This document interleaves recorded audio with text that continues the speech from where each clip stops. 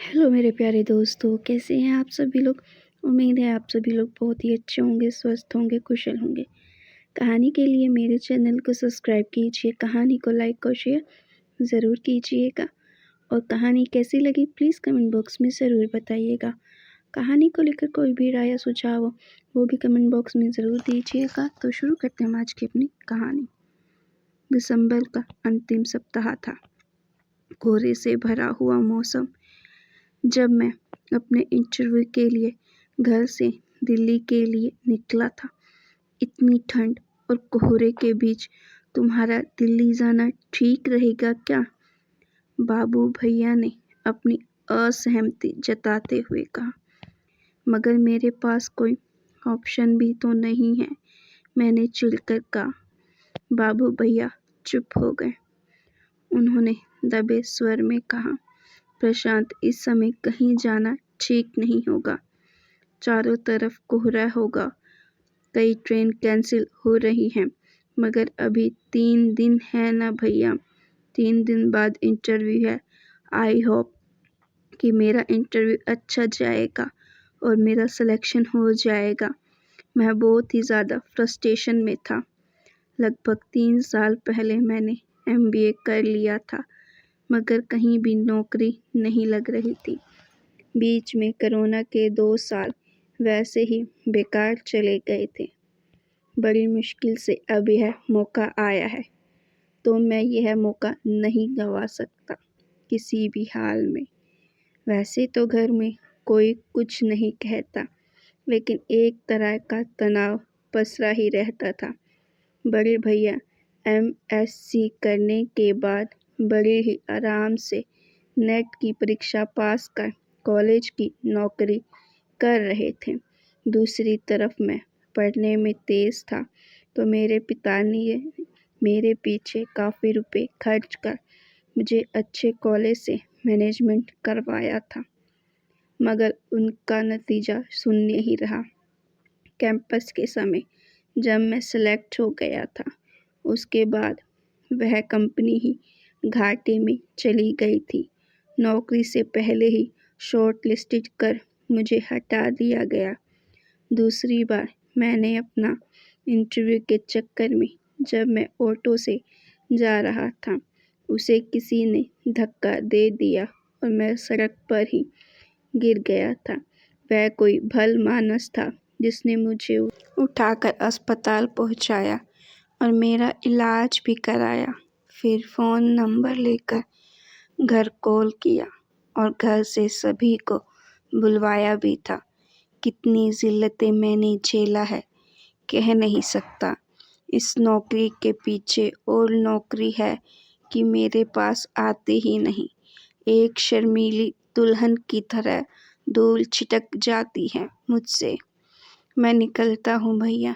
माँ पापा सभी को प्रणाम कर मैं ट्रेन में बैठ गया।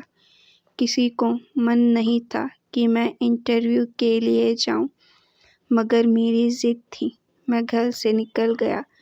ठीक से जाना प्रशांत, कोई भी ज़रूरत हो बिल्कुल फ़ोन कर देना, चाहे वे रात के 12 बजे या 2। बाबू भैया परेशान हो रहे थे। हाँ भैया, मेरी आंखें नम हो गई थी। धीरे धीरे ट्रेन से खिसकने लगी, स्पीड पकड़ने लगी। बहुत ज़्यादा ही ठंड थी और कोहरे की मार तो ऐसी थी कि बाहर कुछ नज़र ही नहीं आ रहा था।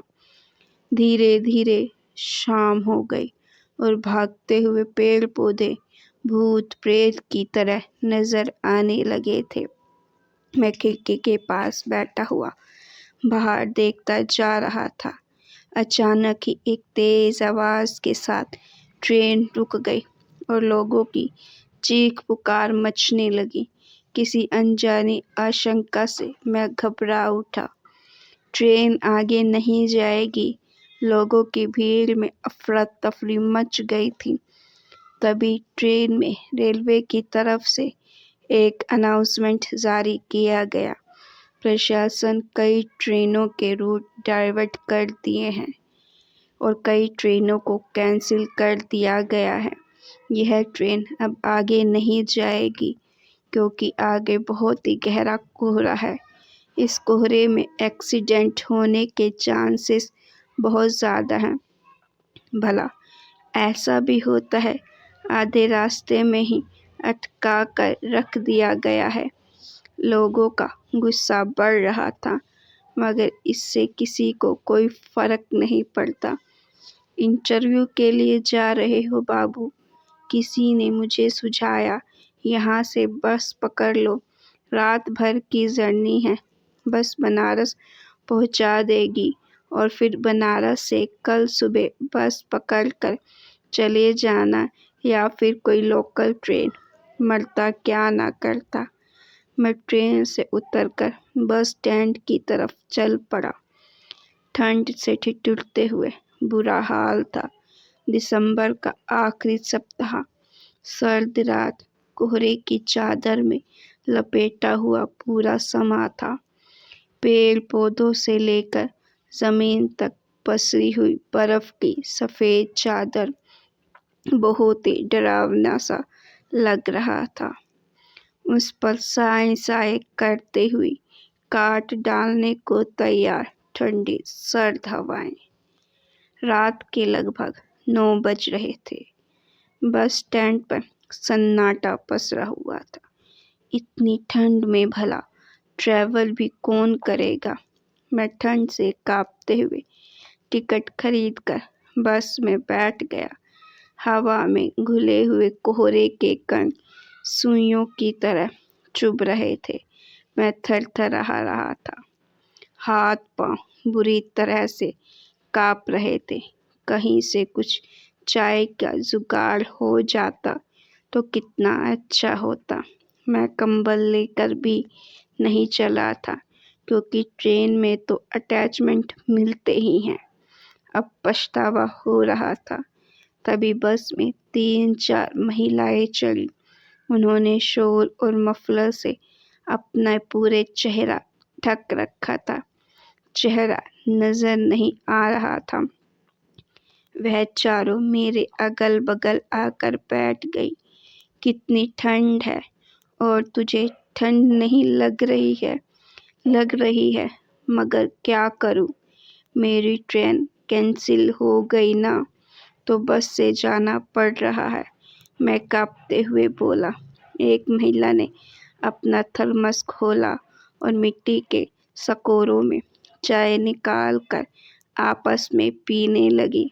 उसने एक सकोरे में चाय भरकर मुझे भी दिया। लो पी लो, इससे ठंड मिट जाएगी। वाकई गरम गरम चाय पीकर थोड़ी राहत महसूस हुई। बहुत बहुत धन्यवाद आपका। चाय पीने के बाद मैं अपने दोनों हाथ जोड़ लिए। आप लोग कहाँ जा रहे हैं? हम लोग इलाहाबाद जा रहे हैं, एक महिला बोली। उसने अपना बैग खोला और कंबल निकालकर एक दूसरे को दे रही थी। उसने एक मोटा कंबल निकालकर मुझे भी दिया और कहा, बच्चे इसे ओढ़ लो, नहीं तो रात भर में जम जाओगे। मगर यह तो आपका है ना? मैं संकोच में हाँ ना में गड़ गया था। हाँ, हमारे ही हैं, मगर हम इसे बेचते हैं। हम कंबल बनाकर दुकानों में सप्लाई करते हैं। चाहे तो उसके पैसे दे दो, नहीं चाहो तो ऐसे ही रख लो। एक दोस्त सहयात्री होने के नाते ना जाने यह कितने का कंबल होगा। मैंने मन ही मन सोचते हुए बोला, कितने रुपए देने होंगे? वह चारों ठेका लगाकर हंसने लगी। रहने दो बच्चा, कल जब बनारस पहुंच जाओगे तो हमारा कंबल वापस कर देना। हमारे पास एक्स्ट्रा कंबल था, इसीलिए तुम्हें दे दिया। अब आराम से सो जाओ। कंबल से थोड़ी गर्माहट मिलते ही मुझे नींद आने लगी। इधर लंबी हॉर्न के साथ बस भी चलने लगी। बस के चलते ही मैं कब सो गया मुझे पता ही नहीं चला। बस में ज़्यादा यात्री नहीं थे। नींद में बस के चलने की और हॉर्न की आवाज़ कानों में आ रही थी, मगर कंबल के भीतर मैं इतना आराम महसूस कर रहा था कि आँख खोलने की भी इच्छा नहीं हो रही थी। दूसरे दिन कंडक्टर के हिलाने से मेरी नींद टूटी। बस अपने स्टॉप पर खड़ी थी। बस से लगभग सभी पैसेंजर उतर चुके थे और उन सब के साथ वह चारों महिलाएं भी। अरे वो लोग कहाँ गई? कौन लोग? कंडक्टर मेरी तरफ आश्चर्य से देखते हुए कहा। वो चारों लेडीज जो यहाँ बैठी थी। यहाँ तो कोई भी नहीं बैठा था। कैसी बातें कर रहे हो आप भाई जी? यहाँ कोई महिला नहीं बैठी थी, मगर यह कंबल तो उन्हीं लोगों का था। मैं और भी आश्चर्यचकित हो गया। ये कंबल ये तो आपका है, और जब से आप बस में बैठे हो मैंने आपको इसे ओढ़े हुए ही देखा है। कंडक्टर अब भी मेरी ओर आंखें फाड़े देख रहा था। हम दोनों की बातें सुनकर बाकी बस के ड्राइवर और बाकी स्टाफ भी आ गए। सारी बातें सुनकर उसने कहा, कोई बात नहीं सर, बस में सीसीटीवी कैमरा है, अभी लेते हैं। उसने कैमरा ऑन कर फुटेज देखने लगा, लेकिन वहाँ कुछ भी नहीं था। ना तो बस में कोई महिला चढ़ी थी, न किसी ने चाय पिया और ना ही कंबल देने का रिकॉर्ड था। मुझे देखकर तीनों हंसने लगे। वो भाई जी, हमने आपको नींद से जगा दिया ना, इसीलिए आप यूं बहकी बहकी बातें कर रहे हैं। चलिए चलिए उठिए, निकलिए, अब हम बनारस पहुंच गए हैं। कंडक्टर वहां से चला गया, उसके साथ ही बाकी स्टाफ भी, मगर मैं हक्का बक्का सा रह गया था, कंबल ओढ़े हुए। मेरे पैरों के पास पड़े हुए मिट्टी के सकोरे मेरे मुंह चिढ़ा रहे थे। आखिर वो कौन थी जो मेरे पीछे बस में आ चढ़ी थी? मैंने कंबल को लपेटकर अपने हाथों में संभाल लिया और पीठ पर बैग टांगकर बस से नीचे उतर आया। नीचे उतरकर मैंने एक बार फिर से बस की ओर देखा। कंडक्टर वहीं पर खड़ा था। वह मुझे देखकर मेरे पास आया। भाई जी, सच में क्या आपने भूत देखा था? भूत? मैं चौंक गया। क्या वे सब भूत थे?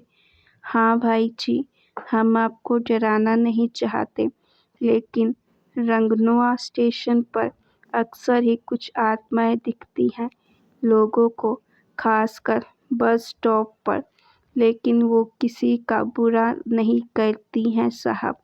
हो सकता है कि आपको किसी मुसीबत से बचा लाई हो।